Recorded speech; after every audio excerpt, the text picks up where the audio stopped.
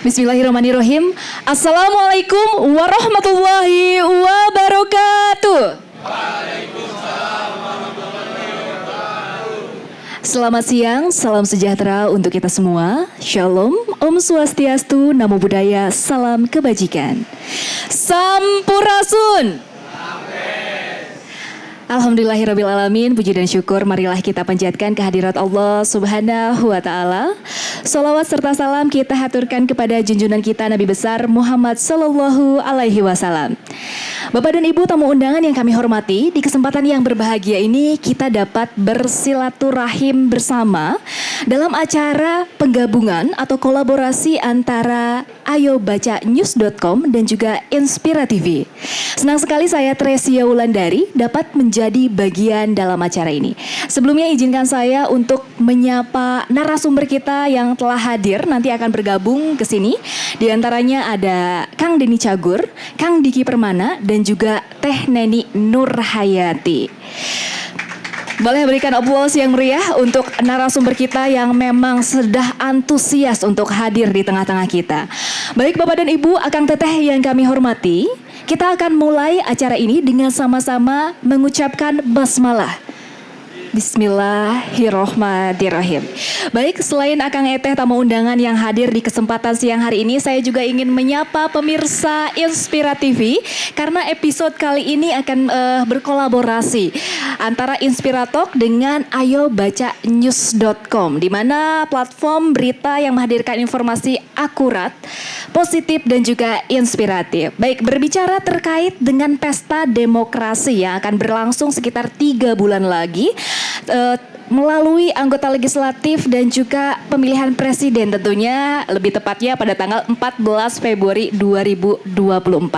Nah, ini yang menarik Bapak dan Ibu tamu undangan dan juga pemirsa Inspira TV bahwa Komisi Pemilihan Umum atau KPU mendapatkan data daftar pemilih tetap pemilu tahun 2024 didominasi oleh kaum milenial dan juga zilenial. Ini saya memiliki data bahwa generasi milenial yang lahir tahun 1980 hingga tahun 1994 sebanyak 66.822.389 atau sekitar 33,60%-nya. Nah, sementara pemilih dari generasi zilenial sebanyak 46.800.161 pemilih atau sebanyak 22,85% dari total DPT pemilu tahun 2024. Nah, jika diakumulasikan memang total pemilih dari kelompok generasi milenial dan juga zilenial ini lebih dari 113 juta pemilih atau sebanyak 56,45%-nya dari total keseluruhan. Nah, dari permasalahan itu, maka saya akan hadirkan di tengah-tengah kita supaya kita bisa berdiskusi. Tentunya ini adalah sosok-sosok muda yang begitu luar biasa dan juga menginspirasi. Saya akan panggil terlebih dahulu kepada yang terhormat, mohon berkenan untuk naik ke atas layar Kang Denny Cagur. Beliau adalah sosok anak muda Indonesia yang sangat peduli dengan hal ini dan tentunya sudah tidak asing lagi, sering berwarawiri di layar kaca ya. Kalau dari tadi saya banyak berbincang di belakang layar ya. Ini cerdas sekali ya. Waduh, terima kasih. Selamat sore teman-teman semua. Selamat sore Teresia, assalamualaikum. Waalaikumsalam Aka. Sejak ketemu kamu, keyakinan aku tuh berubah. Aku selama ini yakin bidadari nggak ada. Ternyata setelah ketemu kamu bidadari itu ada.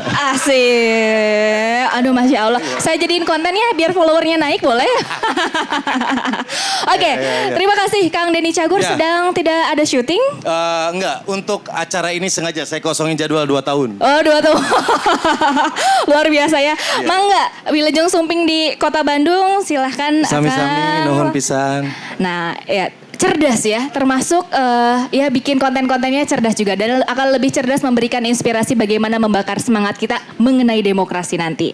Selanjutnya kami panggil dengan hormat Kang Diki Permana, sosok muda yang juga begitu luar biasa. Kalau boleh, saya katakan kepada beliau adalah si ganteng kalem. Ya, jadi boleh deh dilihat sosoknya begitu. Jadi kalau melihat tadi saya yang digodain sama Kang Denny, sekarang saya godain Kang Diki. Kang Diki ya. Oke. Saya juga nungguin, saya pengen godain dia juga. Oke, damang Kang. Alhamdulillah damang Kang. Oke, jadi kalem gitu, adem ya kalau melihat beliau itu ya. Kang Diki ini emang pendiam. Dia jarang ngomong, sekalinya ngomong minjem duit. Pinjam dulu, pinjam dulu 100 ya. Oke, sudah hadir di tengah-tengah kita dua orang pemuda yang luar biasa. Saya juga akan hadirkan Sri Kandi Muda Indonesia yang sangat peduli akan kualitas demokrasi Indonesia. Untuk itu, mohon berkenan kepada Teteh Neni Nurhayati. Beliau merupakan Direktur Demokrasi and Electoral Empowerment Partnership atau DEEP Indonesia.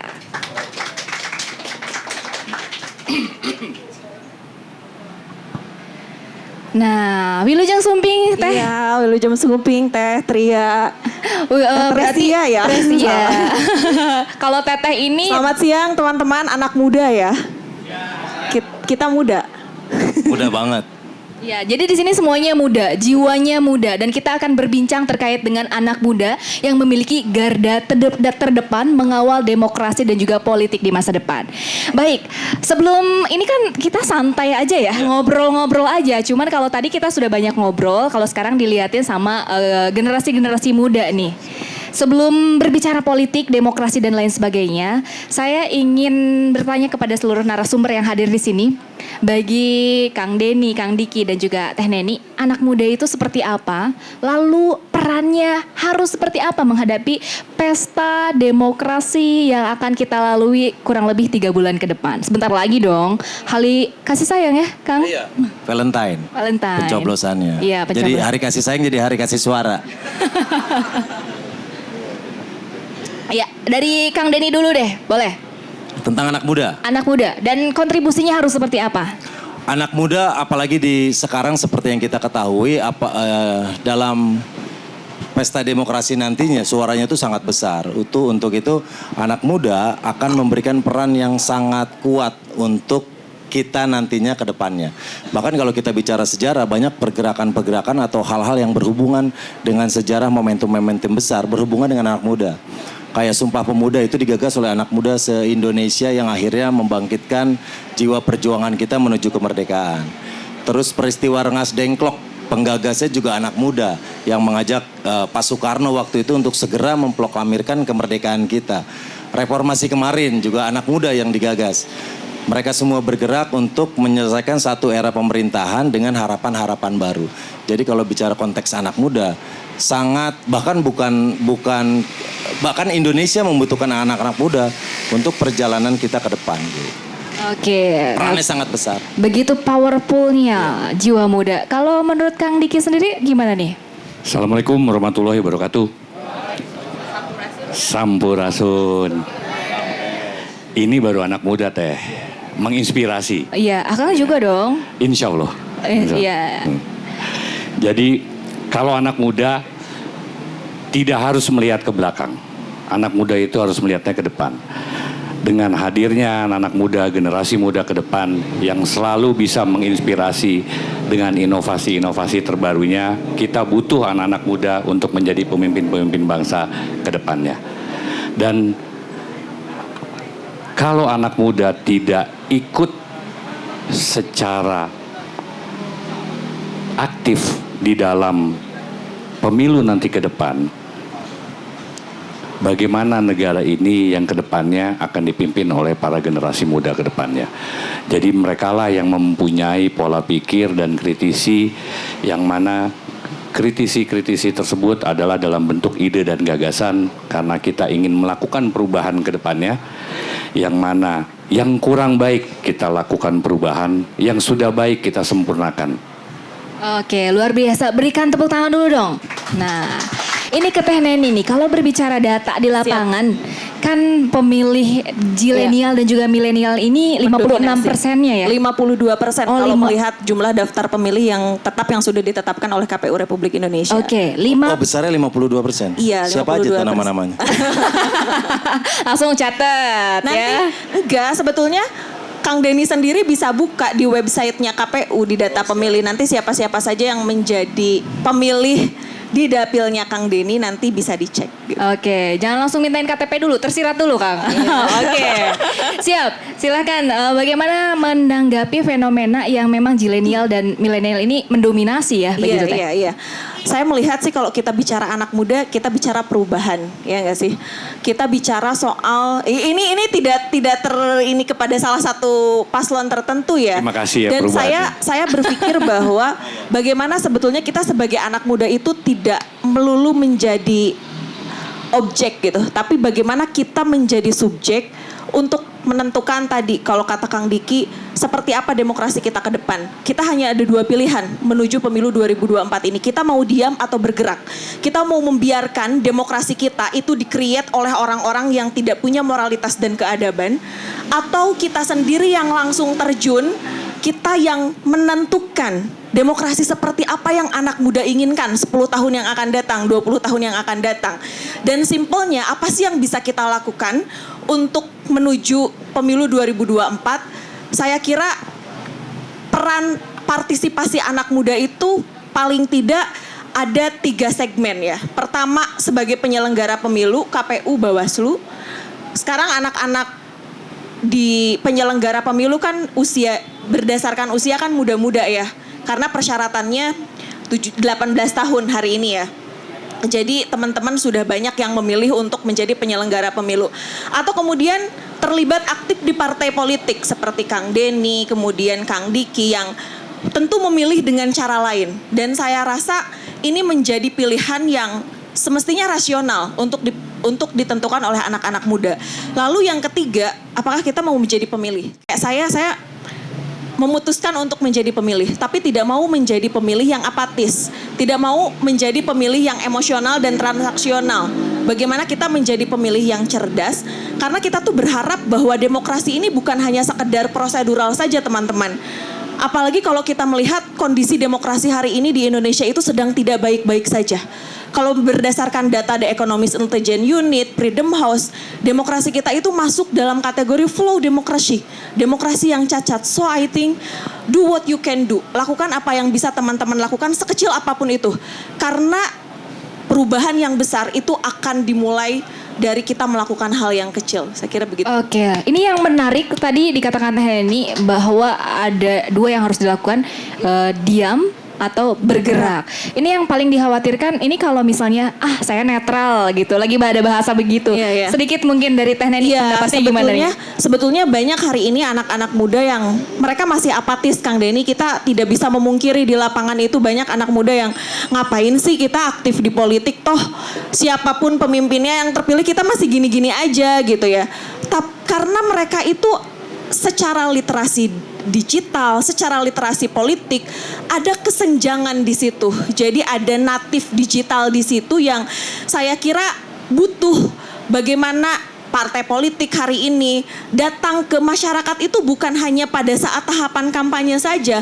Karena kita tuh berharap demokrasi itu bisa menghasilkan pemilu yang bermakna. Kita bisa menghasilkan pemimpin yang profetik. Kita udah capek dan udah lelah melihat kondisi pasca pemilu, pasca pilkada. Banyak sekali kepala daerah, kemudian anggota dewan yang terkena OTT KPK. Kita udah lelah. Mungkin anak muda kita tidak bisa menyalahkan ketika anak muda punya pandangan demikian. Karena memang begini adanya politik kita. Jadi saya kira ketika hari ini Kang Denny dengan Kang Diki memilih untuk menjadi di partai politik, memilih untuk sebagai calon legislatif, saya kira bagaimana bisa menghadirkan politik gagasan, because I think this is very important for the future of democracy, right? Dan saya merasa bahwa bagaimana ketika anak-anak muda yang mengalami kesenjangan itu masuk kita di sana, kalau di DIP itu Kang Denny kita ada yang namanya solusi sekolah kepemiluan dan demokrasi. Jadi kita roadshow, apalagi ke pemilih-pemilih pemula gitu, masuk ke sekolah-sekolah SMA, lalu kemudian juga madrasah aliyah gitu. SMK sederajat, SMA SMK sederajat lah ya, dengan memberikan pendidikan politik untuk mereka, setidaknya mereka tahu yang akan kita pilih pada 14 Februari 2024 itu ada 5 surat suara. Presiden, wakil presiden, DPD, DPR RI, DPRD provinsi, DPRD kabupaten kota. The biggest one day election in the world and the most complex system election in the world gitu. Jadi mereka harus paham nih yang ternyata yang dicoblos itu adalah 5 surat suara. Nah dari situ kemudian juga yang perlu diperhatikan adalah kita anak-anak muda itu berpartisipasi bukan hanya sekedar datang ke TPS, tapi juga bagaimana memberikan pemahaman untuk mengawal demokrasi yang substansial. Oke, balik lagi literasi juga memang penting ini ya, Ya, untuk betul. anak muda. Balik lagi ke Kang Diki, melihat memang ini mendominasi ya milenial dan juga zilenial. Selaku praktisi nih, bagaimana Anda menyorotinya, Kang Diki? Kita berharap bahwa generasi muda bisa ikut turut serta, baik itu sebagai pemilih ataupun penentu masa depan melalui pemilu ataupun sebagai pelakunya di dalam pemilu. Karena kita juga berharap para generasi muda ini nanti akan bisa menjadi wakil-wakil baik di tingkat yudikatif, eksekutif, dan legislatif.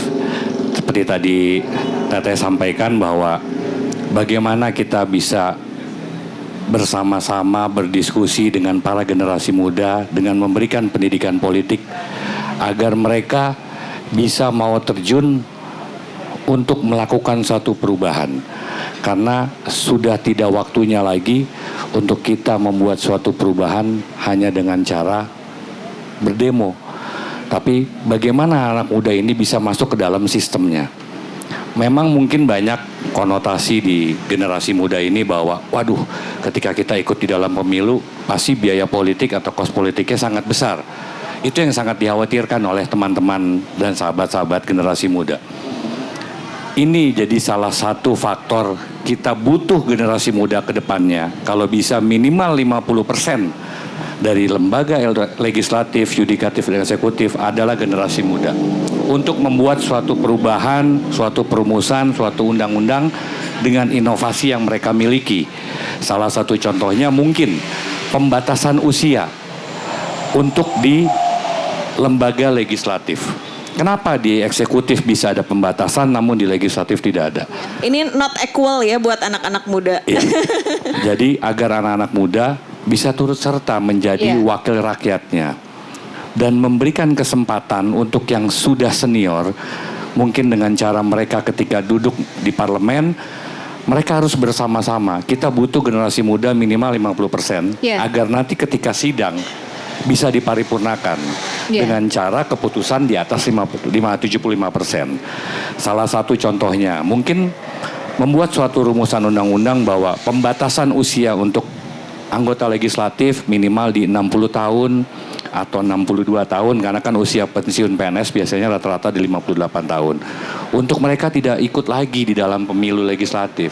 Karena banyak generasi muda yang kita harapkan mereka bisa duduk sebagai wakil rakyat dengan memberikan pola pikirnya, inovasinya untuk membuat suatu perubahan, tapi mereka khawatir, takut karena pasti yang jadi itu lagi para seniornya. Nah, bagaimana kita bersama-sama memberikan pendidikan politik, karena saya yakin generasi muda pasti bisa menjadi pemimpin masa depan. Baik, justru ini peluang yang memang harus segera disambut oleh generasi muda. Kalau dari Kang Denny sendiri bagaimana nih tanggapannya melihat memang zilenial dan milenial ini yang masih mendominasi di pemilu 2024 nanti? Iya, secara angka itu sangat ideal. Tapi sekali lagi, di saat saya ngobrol sama banyak anak muda, memang brand politik itu kurang menarik buat mereka. Jadi udah skeptis, sudah keburu apatis duluan. Kenapa? Karena yang kita bicara tentang masyarakat, ada dua isu yang kita lepas nih. Satu, prestasi anggota DPR misalnya yang membangun ratusan sekolah dengan kebijakan yang dia buat. Satu lagi anggota DPR lainnya yang ketangkap korupsi. Kita lepas pada hari yang sama. Yang cepat nyebar adalah hal yang negatif. Karena memang orang kita seneng ngerumpi ngerumpin hal-hal yang nggak enak itu lebih seru kayaknya gitu. Makanya brandnya akhirnya yang keluar itu hal-hal yang seperti itu. Padahal di sisi lain politik itu dampaknya bagus banget. Apalagi jika banyak anak muda yang tertarik bergabung ke politik, yang ikut peduli sama politik. Kita melihat potensinya luar biasa. Anak muda itu lebih tulus, lebih energik, lebih banyak tenaga. Dan idealis ya. Iya, idealis. Terus pikiran mereka belum terkontaminasi sama mikirin uang belanja, mikirin anak. Jadi masih fokus. Jadi gitu. apakah ini akan menjadi salah satu strategi Kang Denny nih untuk membranding politik supaya menarik untuk anak muda? Iya, Begitu nggak? Tapi membranding politik untuk anak muda juga PR. Karena mereka itu sangat dinamis.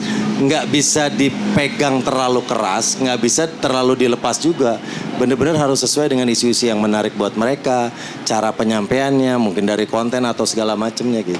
Oke, maka dari itulah Kang Denny hadir di tengah-tengah kita untuk membakar semangat kita ya. Oke, balik lagi ke Teh Neni. Ini dari DIP sendiri, apakah ada catatan penting memang untuk melihat bahwa kaum muda ini memang harus menjadi garda terdepan nih mengawal demokrasi di Indonesia? Saya nyambung dengan tadi apa yang disampaikan oleh Kang Denny. Sebetulnya di samping kita melihat banyak anak muda yang pesimis terhadap kondisi demokrasi hari ini, tetapi ternyata misalnya di survei DIP Indonesia, meskipun memang kita hanya 1.500 di provinsi di Jawa gitu ya, anak-anak muda itu ternyata banyak yang optimis gitu Kang terhadap politik ini, dan mereka itu ketika kita FGD gitu ya, kita akan mengkonfirmasi tuh dari jawaban-jawaban mereka kenapa mereka pengen aktif di politik. Kemudian dan 80% kalau kita lihat hasil survei Kompas, anak-anak muda itu mau berpartisipasi datang ke TPS, ke tempat pemungutan suara di 14 Februari 2024. Nah, saya kira ini menjadi angin segar untuk kita semua. Dan ketika ada banyak anak muda yang sudah melek terhadap politik, bahkan kritis justru hari ini ya anak-anak muda kita, karena ketika saya tanya kenapa kamu ingin aktif di politik, menentukan baik itu sebagai pemilih, kemudian penyelenggara pemilu atau aktif di partai politik, ternyata banyak di antara mereka itu yang menjawab bahwa harga minum saja teman-teman itu ditentukan oleh keputusan politik. Jadi ketika kita abai terhadap politik, ketika kita tidak mau peka terhadap politik, kan sebetulnya politik itu adalah suci gitu ya. Yang mengotorinya siapa? Sebetulnya hanya para aktor-aktor yang kemudian tadi kalau kata Kang Denny, kenapa politik pada akhirnya dicitrakan negatif? Karena yang muncul menjadi opini publik dan lebih mudah tersebar informasi-informasi di media adalah sesuatu yang negatif gitu. Padahal di luar sana mungkin ada banyak aktor-aktor politik yang kemudian bagaimana berjuang untuk memperjuangkan kepentingan perempuan, kepentingan anak muda, tapi tidak banyak di-framing oleh media, tidak banyak diberitakan oleh media gitu. Nah, ini saya kira juga ini menjadi tantangan bagaimana media hari ini, demokrasi kita hari ini menjadi hal yang tidak bisa dilepaskan. Apalagi kalau kita bicara anak muda adalah mereka yang juga terhadap teknologi digital itu sangat melek gitu ya. Hari ini mungkin kalau Kang Denny menemukan door to door ke lapangan gitu ya, kepada anak-anak muda memberikan literasi politik gitu, itu sangat jarang mungkin kita temukan, karena yang ditemukannya itu adalah yang ada di grassroots, perempuan-perempuan gitu, kemudian juga misalnya bapak-bapak yang baby boomers lah gitu, sehingga pendekatannya juga kan otomatis beda gitu terhadap anak muda dan kepada yang baby boomers gitu. Jadi dalam political marketing itu ada yang namanya segmentation, targeting, positioning. Nah, bagaimana target kepada anak muda itu jangan pakai metode yang baby boomers gitu. Kemudian juga positioningnya anak muda itu mau dipersepsikan di politik itu kayak apa? Karena kalau kita lihat hari ini tantangan anak muda juga di politik, di partai politik masih hanya sebatas pelengkap saja gitu, masih hanya sebatas ya sudah pemanis saja gitu, belum dilibatkan secara serius. Karena kita lihat ada masih banyak anak-anak muda yang berdasarkan nomor urut masih disimpan di nomor urut yang tidak signifikan. Padahal secara gagasan, secara ide, visi ke depan ingin membangun Indonesia seperti apa itu sudah mulai terlihat. Tapi tadi pesimis kita tidak akan pernah menyelesaikan persoalan bangsa. Untuk apa kita pesimis? Mari hadirkan optimisme dari anak-anak muda sebanyak 52% ini untuk mengubah demokrasi seperti apa yang ingin teman-teman hadirkan. Pemimpin-pemimpin seperti apa yang ingin teman-teman juga hasilkan. That's depend on you gitu. Oke, luar biasa ya. Memang tadi yang dikatakan oleh Teh Neni mengenai literasi politik ini memang susah-susah gampang dan bahkan cenderung susah ya. Seperti yang kita alami sekarang ini kan memang kita hidup di era digital. Tetapi faktanya kaum milenial dan juga zilenial walaupun kita hidup di era digital, tapi tentang isu politik ini sangat kurang melek lah bisa dikatakan begitu. Mungkin ada tanggapan seperti apa nih dari Kang Diki dulu? Bukannya kurang melek, mungkin kurang terlalu mengkritisinya, kurang terlalu jauh, karena sesuai dengan cita-cita para pendiri bangsa atau founding fathers bahwa bagaimana negara ini bisa sejahtera. Tapi yang kita lihat akhir-akhir ini bahwa kesejahteraan dan kemakmurannya ini belum adil. Jadi kita masih bisa melihat kaum menengah ke atas lebih cenderung bisa untuk mensejahterakan, tapi menengah ke bawahnya kurang.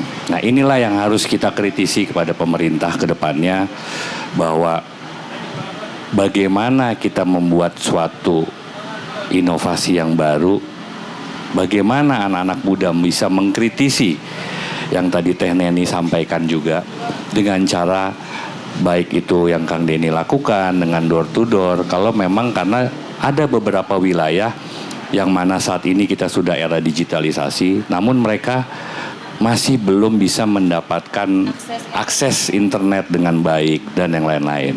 Nah, oleh karena itu dengan adanya pencalonan ini, kita berharap bisa memberikan edukasi kepada warga dan masyarakat yang belum tersentuh oleh akses internet tersebut, agar mereka melek politik seperti yang diterangkan oleh Teh Neni. Oke, kalau dari Kang Denny sendiri bagaimana nih tanggapannya digital native yang pada faktanya memang belum terlalu disentuh secara keseluruhannya seperti tadi yang dikatakan oleh Kang Diki?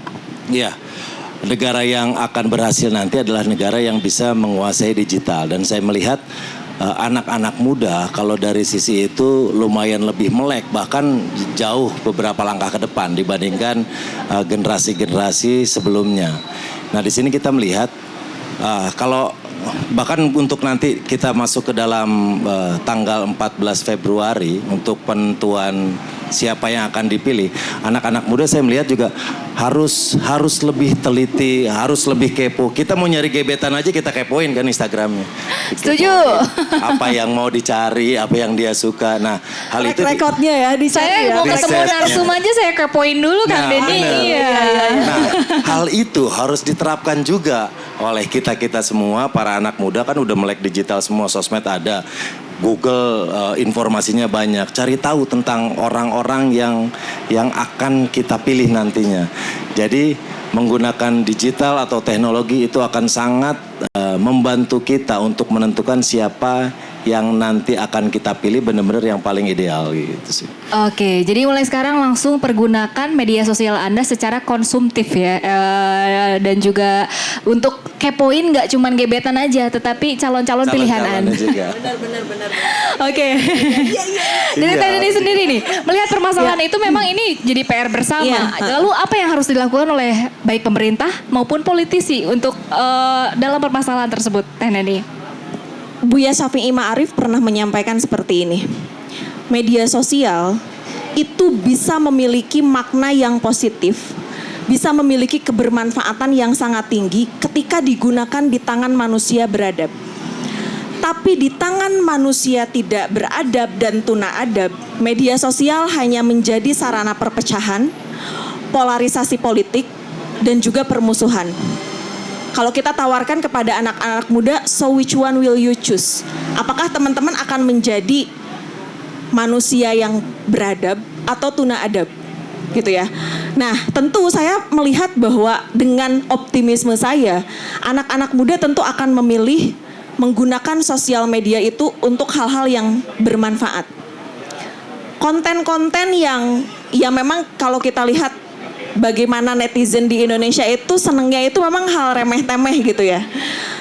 Tapi saya kira ini menjadi tantangan berat untuk kita semua. Hanya saya meyakini bahwa ketika konten-konten itu di-create gitu ya oleh hal-hal yang sebetulnya kalau kita bicara politik itu nggak terlalu berat loh gitu. Itu kan bisa narasi-narasinya mudah dimengerti gitu ya. Kemudian juga kita berpolitik itu kan pengennya riang gembira, ya nggak sih? Politik anak muda itu adalah politik yang menggembirakan dan riang gembira. Sehingga saya kira bagaimana para kontestan itu lebih bisa menyesuaikan kepada kebutuhan anak muda. Adaptasi anak-anak muda. Kang Denny kan followersnya banyak banget ya. Wah, menjamin nggak tuh? Itu sebetulnya kan seperti Kang Denny, seperti Kang Diki adalah influencer gitu. Yang punya followersnya banyak. Dan Kang Denny dan Kang Diki itu punya tanggung jawab untuk memberikan edukasi setidaknya melalui sosial media gitu.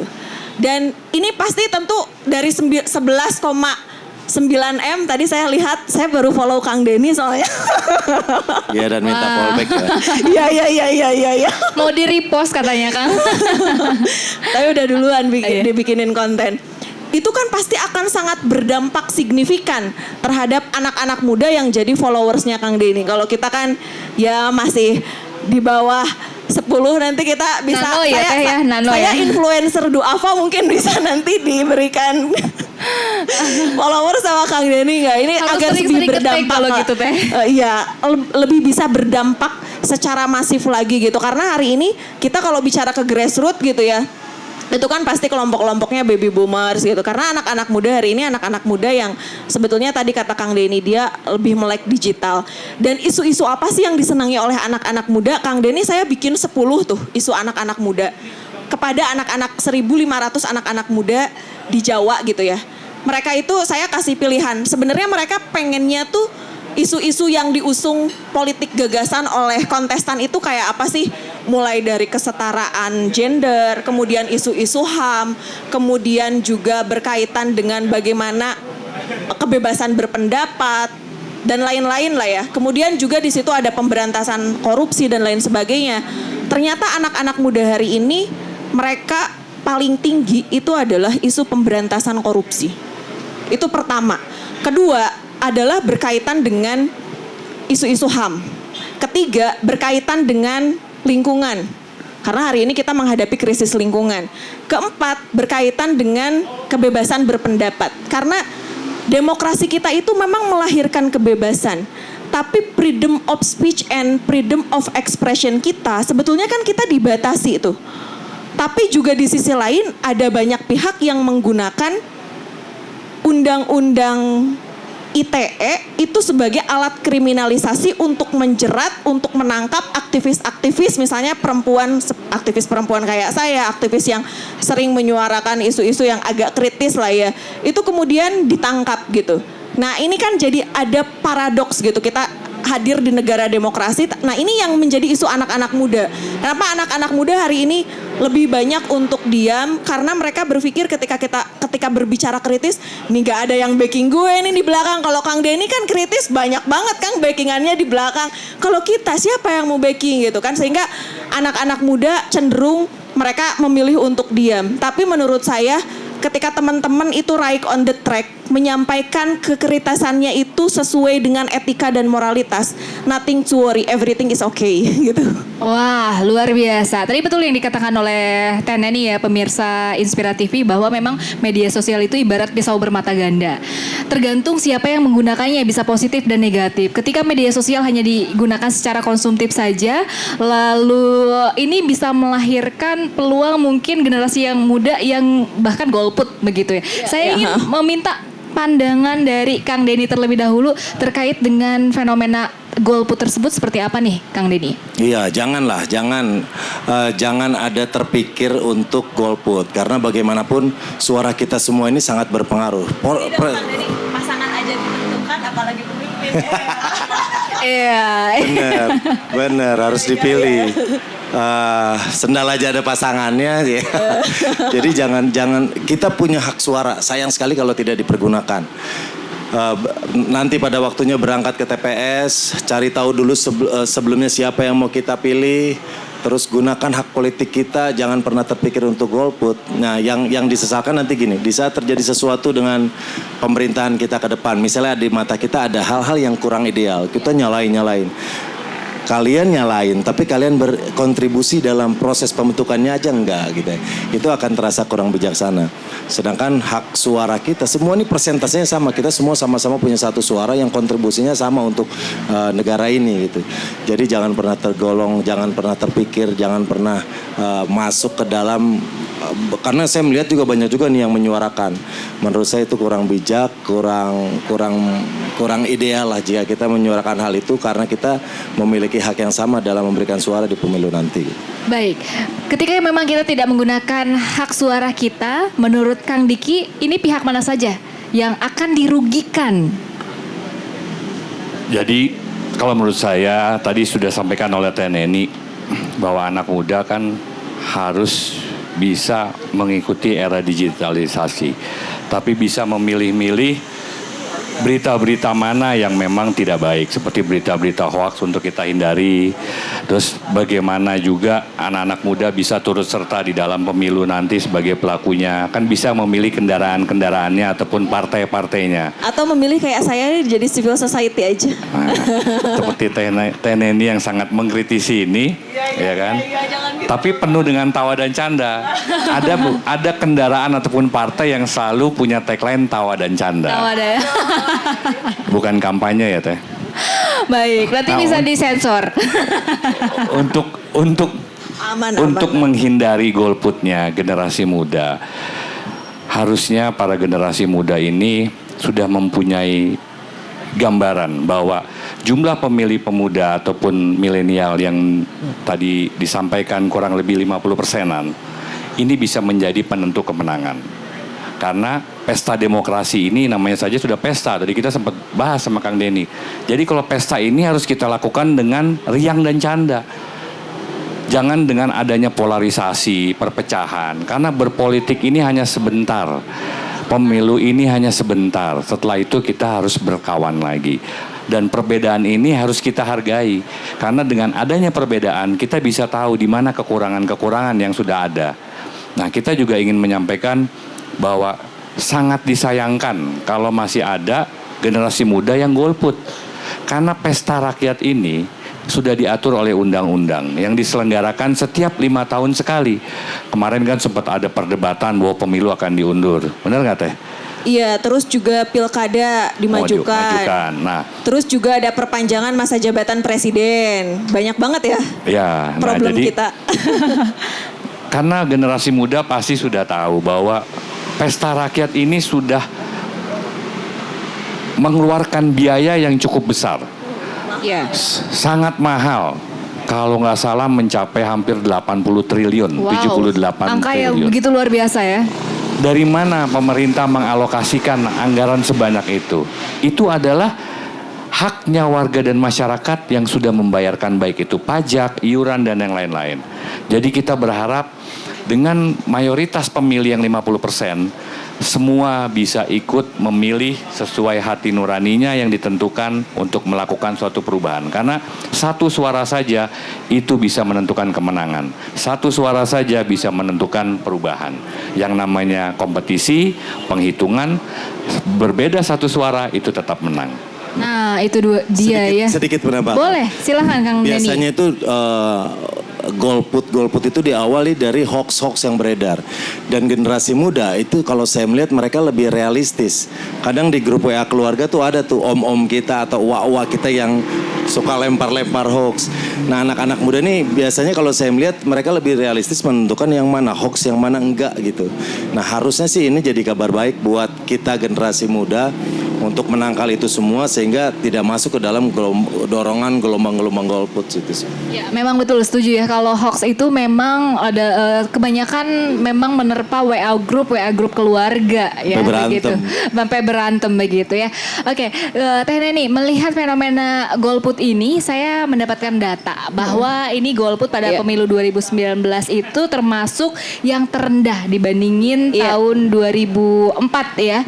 2014 2004. Dari 2009, 2004, 2009, 2014. Nah, oke, baik. Dan ini dari data Pusat Statistik mencatat memang yang jumlah masyarakat golput di tahun 2019 itu sebanyak 34,75 juta Iya. atau sekitar 18% ya. Iya. Ini angka yang begitu luar Rendah. biasa. Jika Anda memprediksi nanti untuk pemilu tahun 2024 akan seperti apa nih? Prediksi dari Anda, Teh Neni? Prediksi saya semakin sedikit yang golput. Semakin Kenapa? sedikit ya? Karena sebetulnya begini ya teman-teman. Dengan adanya pemilu serentak ini, jadi pilpres dan pileg itu disatukan, itu kemudian membuat masyarakat itu ingin datang ke TPS. Ingin paling tidak memilih siapa yang kandidat pemimpin kita di presiden, wakil presiden yang harus saya pilih. Jadi positifnya tuh di situ gitu. Karena kan kenapa 2019 yang tingkat golputnya itu rendah? Karena di 2019 itu sudah mulai disatukan antara pemilu presiden dan pemilu legislatif. Tapi sebetulnya tantangan yang paling besar juga adalah ini data serius Kang Den, Kang Diki, yang perlu sama-sama oleh para kontestan dilakukan sosialisasi secara masif. Angka disparitas surat suara tidak sah teman-teman semua di pemilu 2019 itu sangat tinggi.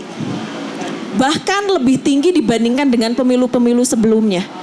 Kang Denny bisa bayangkan DPR RI secara nasional 11,12% itu adalah surat suara tidak sah teman-teman. Berapa kalau dikonversi ke pemilih? 17,5 juta surat suara tidak sah. Ini sangat signifikan. Kalau misalnya kita konversi ke suara, itu sudah berapa kursi tuh yang dapat? Ini suaranya terbuang. Iya. Itu pertama. Kedua, DPD yang kita tahu nomor urutnya ada, namanya juga jelas, fotonya juga ada. Itu tertinggi 19,02%. Disusul kemudian capres-cawapres, kemudian DPR RI, DPRD provinsi dan kabupaten kota. Saya kira ini persoalan yang serius. Oke, partisipasi politik itu datang ke TPS, pemilih sangat tinggi. Bahkan melewati ekspektasi dari KPU. Tetapi angka surat suara tidak sah itu juga sangat tinggi. Nah, saya kira ini yang perlu disosialisasikan juga termasuk oleh penyelenggara pemilu dan para kontestan. Bagaimana bisa memastikan bahwa yang dicoblosnya itu adalah sah dan benar. Karena ada 5 surat suara loh teman-teman. Kalau hanya 5 surat suara untuk presiden mungkin mudah ya untuk mencoblos. Tapi bagaimana dengan DPRD kabupaten kota misalnya? Saya ambil contoh kalau di kota Bandung misal ya. Itu misalnya ada 50 kursi. 50 dikali 18 partai politik, itu sudah berapa caleg? Masuk kemudian ke DPRD provinsi, 120 kursi dikali 18 partai politik, itu sudah berapa? Kemudian masuk ke DPR RI, belum DPD, ribuan yang harus dipelototi satu persatu di surat suara. Kalau tidak punya pilihan sejak sekarang akan sangat sulit. Nah, apalagi kalau kita lihat surat suaranya itu untuk DPR RI, DPRD provinsi, kabupaten, kota tidak ada foto. Yang tersedia hanya nomor urut dan nama caleg, kemudian partai politik. Jadi ini tantangan juga untuk kita semua, karena kalau kita bicara pemilu demokrasi politik bukan hanya tanggung jawab KPU saja, Bawaslu saja, kemudian pemerintah, tapi menjadi tanggung jawab kita semua. Karena kesuksesan pemilu bergantung di tangan pemilih hari ini. Nah, itu Ya, dia. karena waktu pemilihannya itu kan lama dengan banyaknya nama caleg, banyaknya kertas suara. Di pemilu kemarin saudara saya waktu masuk bilik suara itu masih hamil muda. Kelar nyoblos anaknya lahir. Itu serius kan? Jadi gini mungkin Teh, saya sedikit menambahkan saja fenomena di kenapa banyak kertas suara yang tidak terpilih di saat 2019. Memang 2019 ini adalah pertama kali Indonesia menyelenggarakan yang namanya pemilu legislatif bersamaan dengan pemilu presiden. Iya. Otomatis masyarakatnya mau tidak mau lebih terfokus dengan calon kepala negaranya, Iya, calon presidennya. karena isu pilpres itu lebih Ya, isu mendominasi pilpres. kan Bahkan dibandingkan pileg. isu pilpres ataupun calon kepala negara ini bisa berpengaruh kepada partai-partai politik pendukungnya. Jadi political endorsement begitu Ya, ya. kurang lebih seperti itu.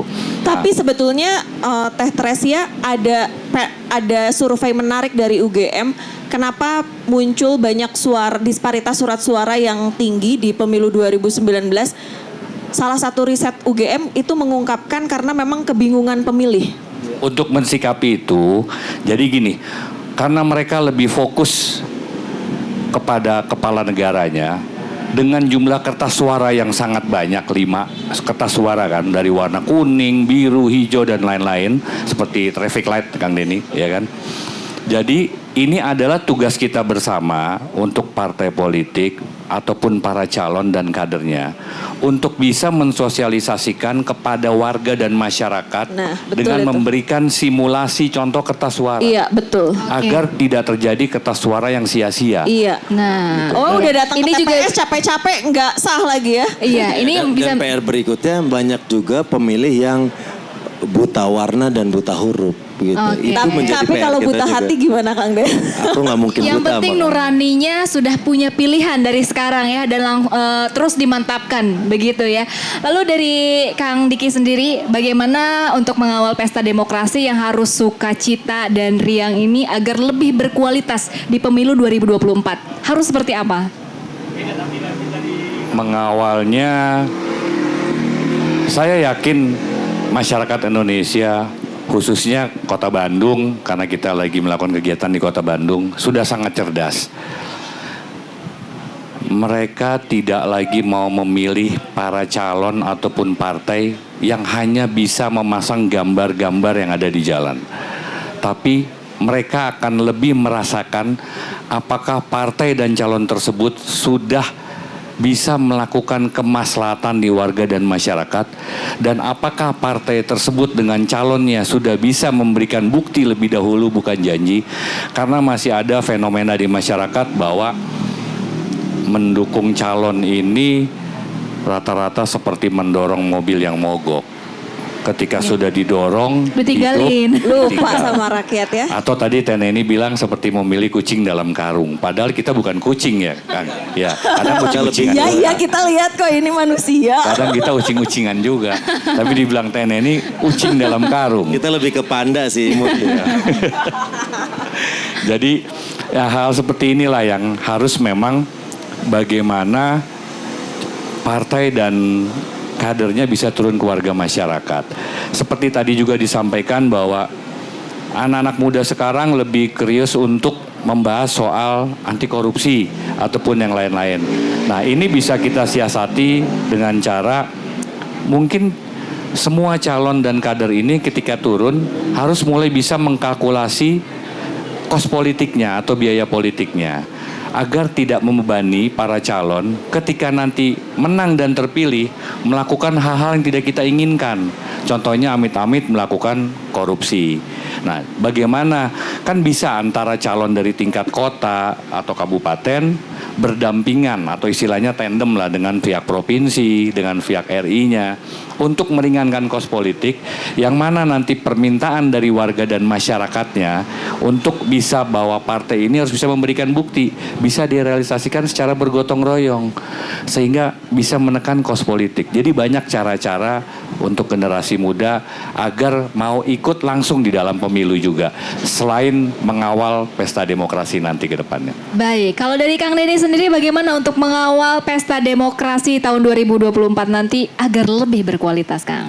Ya, semoga juga nanti para pelaksana pemilu juga yang pasti kan yang kita hadapi setiap pemilu tuh kendala-kendalanya penyebaran hoax, terus netralitas, terus juga bagaimana para penyelenggara pemilu benar-benar bisa melaksanakan tugasnya dengan ideal gitu. Karena di saat ada juga nih udah mau semangat mau berangkat karena mereka mengalami euforia juga di saat mereka pertama kali nyoblos ke kertas suara. udah berangkat ternyata terkendala dengan daftar pemilih, kartu pemilih gitu. Semoga hal-hal seperti itu bisa dikurangi, bisa diantisipasi oleh para pelaksana penyelenggara pemilu ke depannya gitu. Oke, pasti ini ada faktor-faktor yang menentukan keberhasilan pesta demokrasi nanti. Nanti kita akan minta pendapat dari Teh Neni. Namun saya ingin menginformasikan kepada audiens yang di sini, khususnya zilenial dan milenial, yang ingin bertanya langsung kepada tokoh-tokoh muda inspiratif yang hadir di tengah-tengah kita. Silahkan dimanfaatkan peluangnya, silahkan tanya apa saja boleh ya. Kang Denny, Kang Diki, dan juga Teh Neni silahkan untuk diberikan pertanyaannya. Balik lagi ke Teh Neni, ini faktor-faktor yang mendukung pesta demokrasi supaya lebih berkualitas apa saja? Pertama tentu penyelenggara pemilu, peserta pemilu. Penyelenggara pemilu itu KPU Bawaslu harus netral, harus independen, tidak boleh cawe-cawe untuk pemilu 2024. Seperti siapa tuh cawe-cawe? Seperti Mati lampu. Seperti yang sudah kita saksikan banyak di pemberitaan media, itu tentu kita mendorong penyelenggara pemilu yang berkualitas, berintegritas. Apapun benderanya, ketika sudah masuk ke dalam penyelenggara pemilu, lepaskan bendera itu bekerja untuk kepentingan bangsa dan negara. Itu pertama. Kedua, partai politik. Partai politik ini kan di sini memiliki peserta pemilu itu kan terbagi dalam pertama partai politik, kedua adalah kandidat, DPR RI, DPRD provinsi, kabupaten kota, lalu kemudian juga DPD, lalu kemudian capres-cawapres. Semua harus ada dalam titik etika keutamaan dan moralitas. Semoga ini menjadi preferensi Kang Denny. Saya melakukan survei kecil-kecilan kepada para peserta yang ikut di sekolah kepemiluan demokrasi. Saya tanya kepada mereka, karena kan segmentasi teman-teman DIP Indonesia itu adalah Gen Z dan milenial. Pemilu 2024 nanti, ketika Anda datang ke TPS, Anda akan memilih calon berdasarkan apa? Pertama, partai politik, kedua, politik uang, ketiga, kemudian politik gagasan, kemudian apakah memilih berdasarkan suku, ras, agama, dan lain-lain, itu banyak banget pilihannya. Ternyata di antara mereka yang nomor pertama itu adalah kandidat dan personality. Jadi perlu dihadirkan kandidat yang punya rekam jejak yang baik. Karena itu yang kemudian saya tanya sekarang kepada anak-anak muda, mau nggak nanti dikasih 100.000 terus memilih salah satu pasangan calon di TPS? Sekarang kayaknya udah nggak ngefek politik uang di anak-anak muda. Iya. Tapi mereka lebih melihat kepada bagaimana personalitinya, bagaimana track recordnya. Tidak peduli partainya dari mana, tapi mereka memilih berdasarkan itu gitu. Hari ini sebetulnya kalau kita bicara soal kos politik yang tinggi, sebetulnya ini bisa menekan bagaimana politik uang itu tidak marak di anak-anak muda.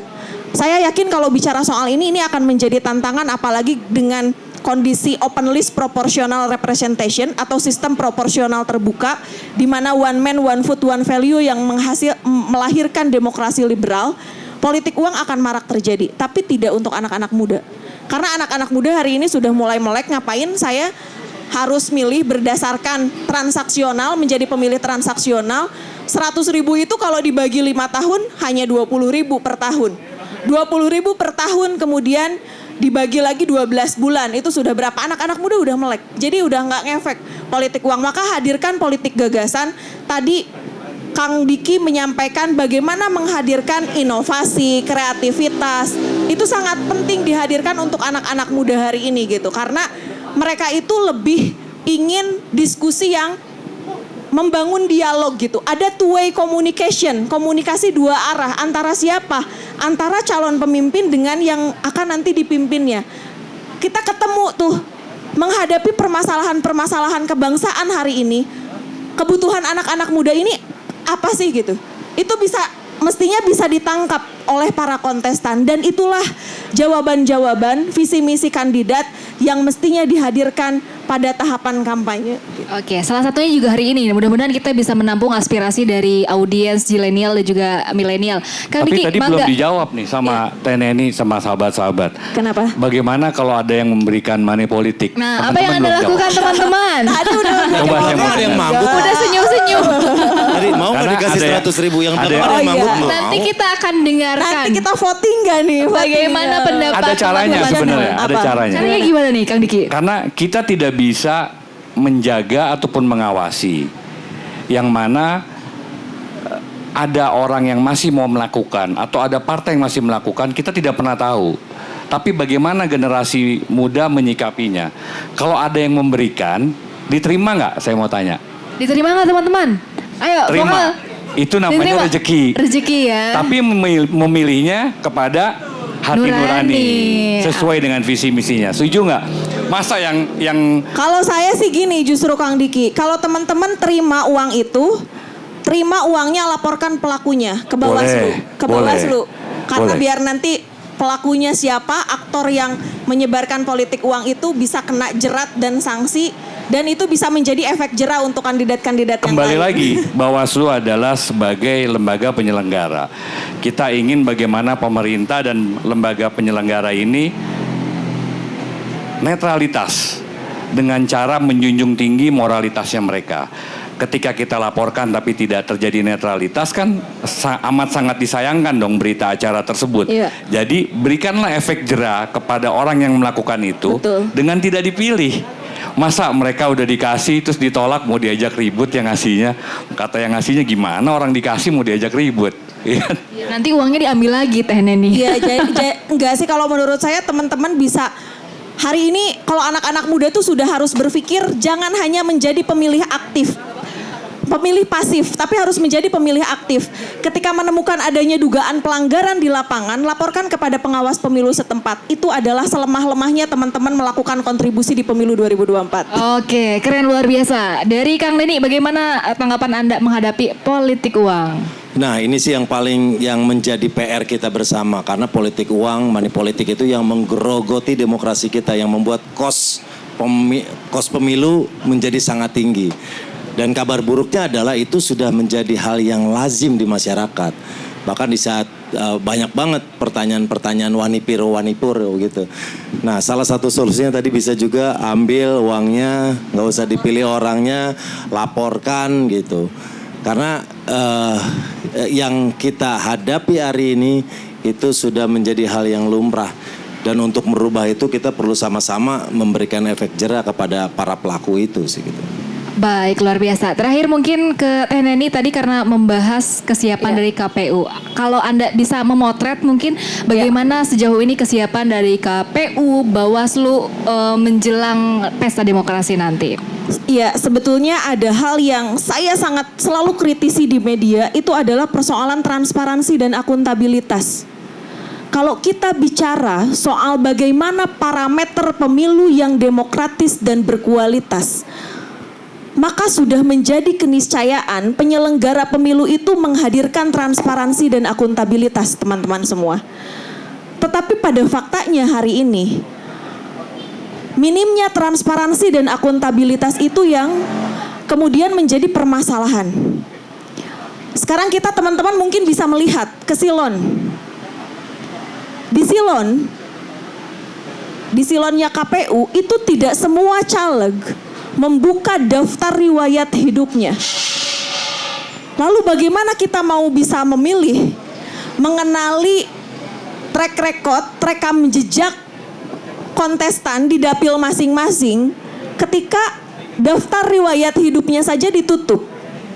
Apakah masyarakat tidak diperbolehkan melihat bagaimana riwayat pendidikannya, politik gagasannya, lalu kemudian juga berkaitan dengan dari mana domisilinya, dan banyak hal, termasuk juga pengalaman organisasinya kayak apa gitu.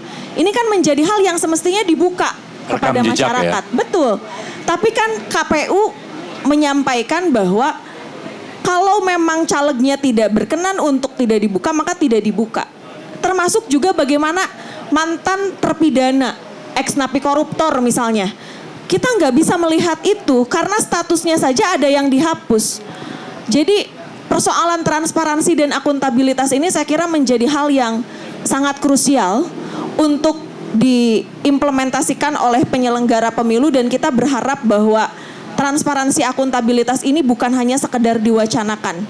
Kalau kita bicara soal inklusivitas pemilihan, teman-teman, ketika informasi itu ditutup, bagaimana terhadap kelompok-kelompok rentan lain? Kan kita bicara soal pemilu itu bukan hanya anak muda loh. tapi semuanya, bagaimana kelompok perempuan, disabilitas, masyarakat adat, apakah mereka juga terinformasikan dengan baik gitu? Apakah mereka juga mendapatkan literasi politik dengan maksimal? Ini juga menjadi tantangan. Belum tadi Kang Denny menyinggung bagaimana hoax, misinformasi, disinformasi itu terjadi. Karena hari ini kita menghadapi demokrasi di era post-truth, di mana jangankan anak-anak, jangankan kelompok perempuan, jangankan anak-anak muda, kelompok profesor saja yang mereka sudah well educated itu seringkali menyebarluaskan informasi-informasi hoax, misinformasi, disinformasi di grup-grup. So I think this is the biggest challenging for us gitu. Bagaimana bisa menghadirkan pemilu itu yang bermakna, bukan hanya sebatas seremonial saja. Tadi kalau disinggung oleh Kang Diki, kita sudah mengeluarkan biaya yang tidak murah untuk pemilu ini, hanya menghasilkan seorang pemimpin gitu ya, kemudian dan juga para wakil rakyat. Maka kemudian saya kira ini menjadi momentum yang sangat tepat untuk anak-anak muda, bagaimana bisa menghasilkan pemilu bermakna yang bukan hanya prosedural saja, tetapi juga menuju demokrasi yang substansial. Oke, pemilu yang bermakna masih menjadi PR kita bersama. Banyak sekali yang sudah kita diskusikan. Ini bincang santai tapi tajam ya, begitu dari siang menjelang sore. Kita akan tampung dulu aspirasi dari teman-teman semua. Silahkan bagi yang ingin bertanya, kami persilahkan untuk dua penanya. Silahkan untuk dimanfaatkan. Apakah ada yang ingin bertanya? Mungkin boleh dari teman-teman mahasiswa, silahkan itu. Boleh Kang Rizky diberikan mic-nya. Oke. Cek, terima kasih. Ya, boleh berdiri Kang. Oke, sebelumnya perkenalkan diri, nama saya Arif Firmansyah dari Ayo Baca News. Menarik tadi diskusi yang telah dipaparkan oleh Kang Denny, Kang Diki dan juga Teh Neni. Menurut saya hari ini generasi muda pada akhirnya ada keskeptisan atau ada kekecewaan terhadap calon-calon anggota eksekutif maupun legislatif. Namun di luar itu, kenapa hari ini anak muda enggan lagi untuk mencoblos gitu atau memilih untuk golput? Salah satunya adalah yang tadi dikatakan oleh Ten ini adalah kurangnya transparansi dan akuntabilitas yang dimiliki oleh KPU dan juga Bawaslu. Ini pada akhirnya kalau ngomongin tadi masalah politik uang, pada akhirnya ketika kita generasi muda ingin melaporkan atau ingin turut ikut aktif dalam kontestasi pemilu ini gitu kan sebagai pemilih yang baik, namun pada akhirnya dibenturkan oleh realitas yang ada bahwasanya kita aja sebagai pemilu nggak percaya sama KPU dan Bawaslu. Wah, ini bahaya nih. Nah, itu kan yang bahaya pada akhirnya. Nah, pertanyaannya, ada nggak sih cara lain untuk kita sebagai anak muda ini bisa mengantisipasi politik uang tanpa adanya rasa khawatir bahwasanya laporan kita ini diacuhkan atau tidak ditanggapi oleh KPU dan Bawaslu? Demikian, terima kasih. Baik, pertanyaan yang luar biasa ini mengenai krisis kepercayaan ya. Mungkin dari Kang Denny terlebih dahulu ingin menanggapi, silakan Kang. Iya, ini pertanyaannya keren banget dan itu juga yang menjadi kegelisahan kita. Semoga hal-hal seperti ini bisa tidak terlaksana seperti apa yang dikhawatirkan, karena bagaimanapun kita sebagai masyarakat calon pemilih pengen nih berperan aktif seandainya ada kesalahan-kesalahan yang terjadi dalam proses penyelenggaraan pemilu. Nah, itu akan di follow up atau enggak gitu. Terus bagaimana prinsip-prinsip pemilu ini bisa berjalan mandiri, akuntabilitas, terus proporsional, profesional, efektif, efisien, jujur, adil dan lain-lain. Jadi kalau menurut saya, kita berbuat aja dulu, toh sistem di atas sudah terbuat, sudah terpilih, sudah terbentuk. Kita berbuat semaksimal yang bisa kita lakukan, kita melihat kesalahan, dokumentasikan, apalagi zaman sekarang sangat mudah memviralkan sesuatu yang memang di situ ada nilai-nilai kebenaran. Jadi berbuat aja dulu, kalau memang melihat kesalahan, laporkan. Selama itu baik, saya yakin kekuatan netizen akan ada di belakang kita untuk menggolkan apa-apa yang menurut kita baik dan apa yang menurut kita salah. Jangan takut Kang, nanti di Berbuat backup aja Kang dulu. Denny. The power of netizen dikeluarkan ya, silakan. Power of netizen. 11,9 M. Baik, silakan tanggapannya Kang Diki. Jadi saya mungkin hanya memberikan masukan bagaimana tadi pertanyaannya cara mengantisipasi hal tersebut.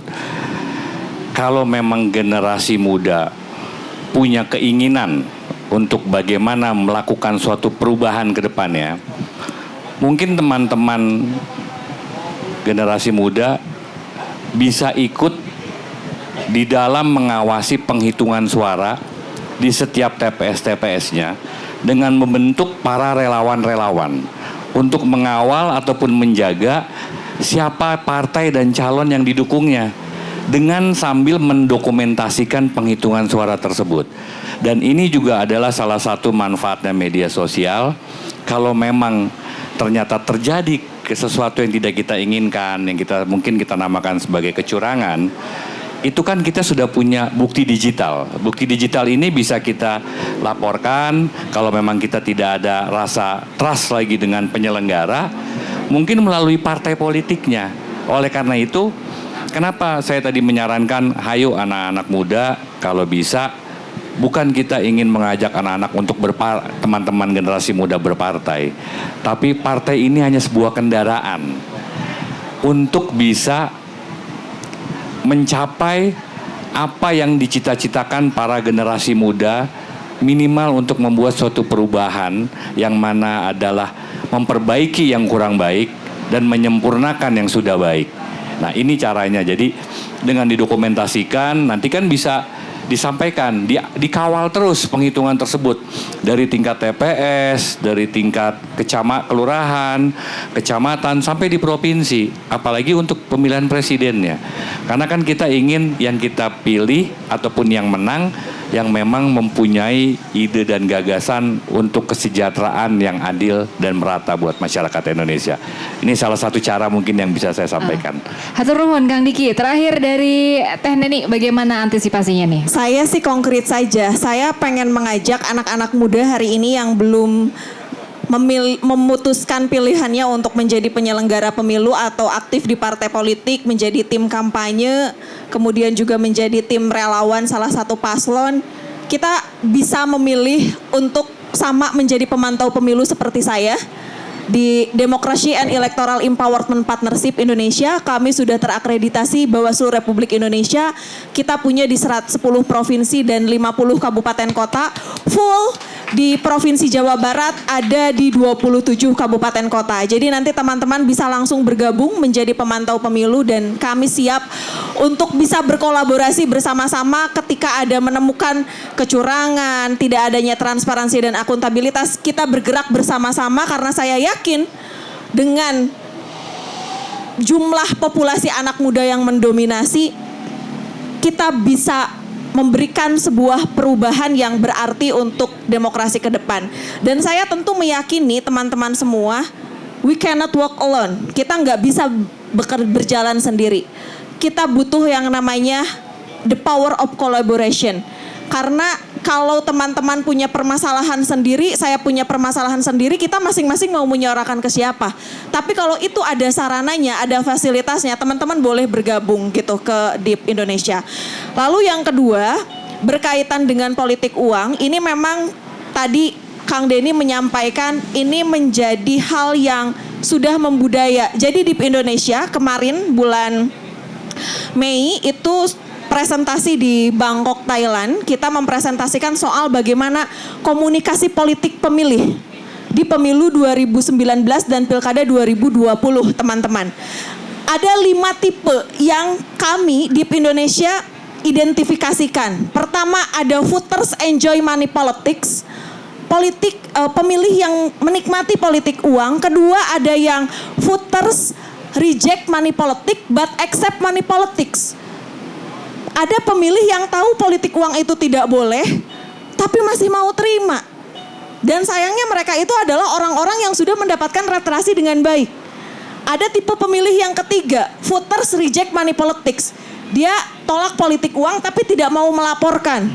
Tipe yang keempat adalah pemilih yang tahu politik uang itu tidak boleh, kemudian menolak dan mau melaporkan. Kemudian yang kelima, ada pemilih yang politik uang itu bukan terjadi di daerahnya, tapi di daerah yang lain, tapi mau melaporkan. Sayangnya dari 5 kategorisasi itu, voters enjoy money politics kemudian voters reject money politics but accept money politics itu paling tinggi, sekitar 86%. Jadi bisa dibayangkan bagaimana pemilu 2024 nanti orang yang sudah tahu politik uang itu tidak boleh saja masih mau terima gitu. Bagaimana dengan pemilih yang mereka tidak mendapatkan literasi politik secara maksimal. Ini menjadi tantangan, tapi saya kira kalau kita bicara politik uang, kita perlu melakukan pembenahan dari mana? Kita perlu melakukan pembenahan secara komprehensif. Bagaimana regulasi undang-undang kepemiluannya yang saya kira juga harus direvisi. Termasuk juga partai politik. Ini kapan nih partai politik itu melakukan reformasi partai politik? Kita kalau bicara soal demokrasi, hari ini kita ada di negara demokrasi yang memang itu mestinya ada regenerasi kepemimpinan. Bagaimana kemudian teman-teman melihat ketika ketua umum partai politik itu tidak diganti-ganti berpuluh-puluh tahun? Apakah bagaimana berkaitan dengan reformasi partai politiknya? Lalu kemudian saya kira pemilih yang paling penting adalah political education teman-teman semua. Dan ini tanggung jawab siapa? Ini tanggung jawab kita semua.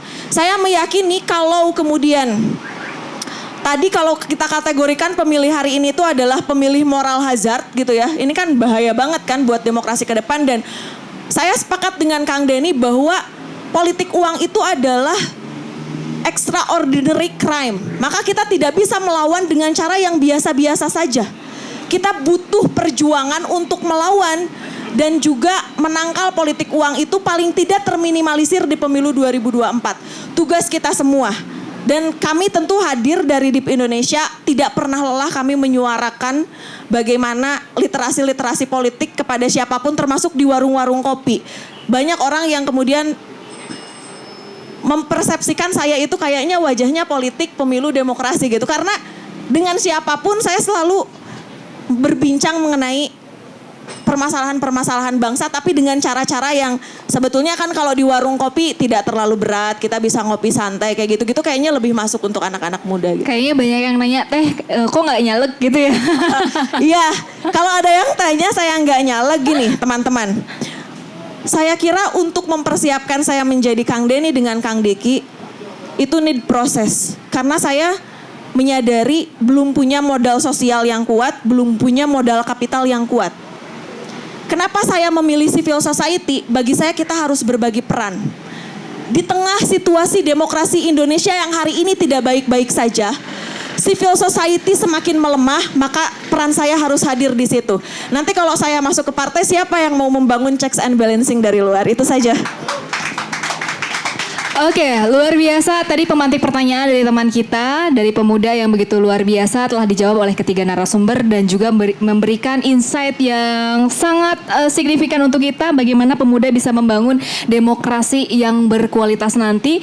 Ini perbincangan kita amat sangat menarik ya, membahas terkait dengan politik dari, saya rasa ini dari akar. Ya memang tidak selesai-selesai, tetapi mudah-mudahan ini bisa memberikan solusi dan juga insight positif khususnya untuk generasi muda. Harapan kita dari perbincangan kita kali ini, anak muda bisa berkontribusi di pemilu 2024 dan juga menjadi garda terdepan untuk demokrasi yang berkualitas. Amin. Baik, saya ucapkan terima kasih untuk ketiga narasumber kita. Hatur nuhun Kang Denny, hatur nuhun Kang Diki dan juga Teh Neni yang begitu luar biasa. Saya juga merasa bangga memandu untuk berbincang di kesempatan sore hari ini. Terima kasih juga saya ucapkan kepada pemirsa Inspirasi TV.